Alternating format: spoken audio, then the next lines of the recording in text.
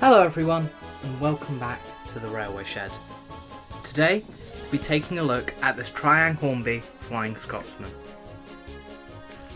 I got this locomotive as a gift from my grandfather, and from what the box says, it cost just £38,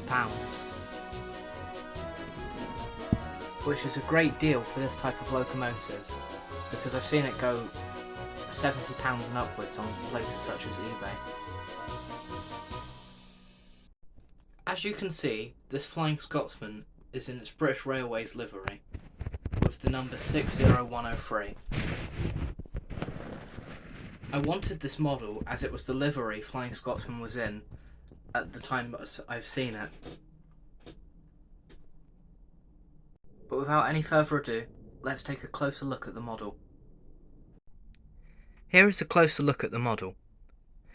We can see that on the smoke box we've got the number 60103 as would be our headboard. However, we have no lamping detail.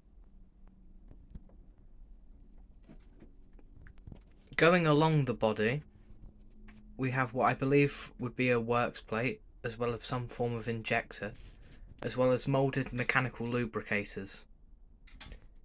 This model sadly does not have the sticker of its nameplate, but that's something I can get over.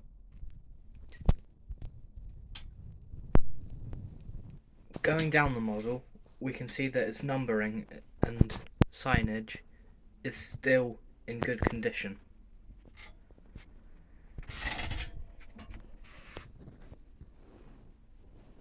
With some spacious room in the cab, which we'll look at soon. The tender does have some form of marking on it, and I cannot understand what that is. The British Railway logo, however, is in good condition for the model of its age. This is not a corridor tender, however, but the handrails are still picked out in the silver colour, which is appreciated. Here's a look inside the cab. On my version of the model, the cab has two figures added. These are also painted. This model also has a flickering firebox feature, as you can see here. A strange feature of the tender, however, is that it still has the door where the corridor tender's door would be. However, as we already know, on the opposite side, it doesn't have the corridor tender door. For a tender load of the time, I think this is quite acceptable. It also has a little area for tools.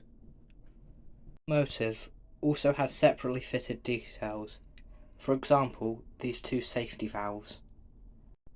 All other details, however, are moulded into the body.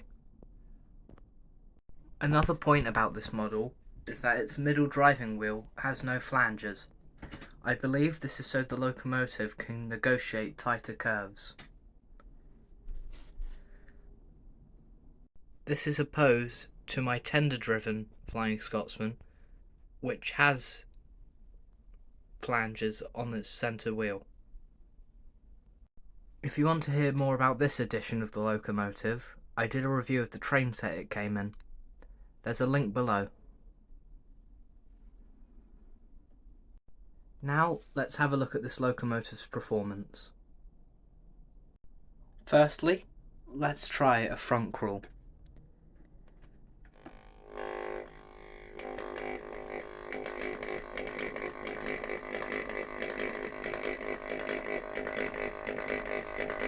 Which, despite the noise, is quite good for an engine of this age. I speed it up slightly.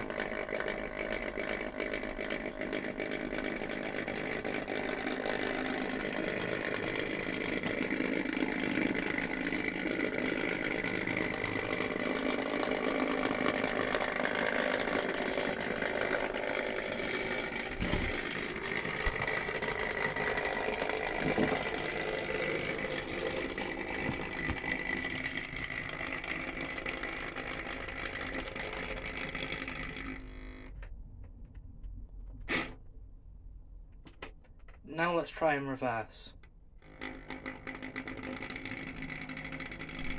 Once again, a very good crawl.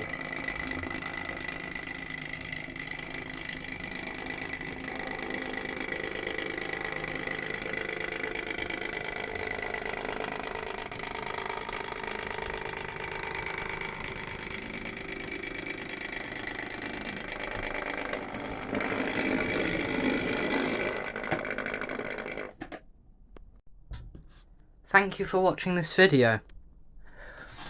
I'll leave you with some running footage of this locomotive. I'd also like to say I have a Discord and there's a link in the description, so feel free to join. Without any further ado, let's get this engine running. Thank you for watching.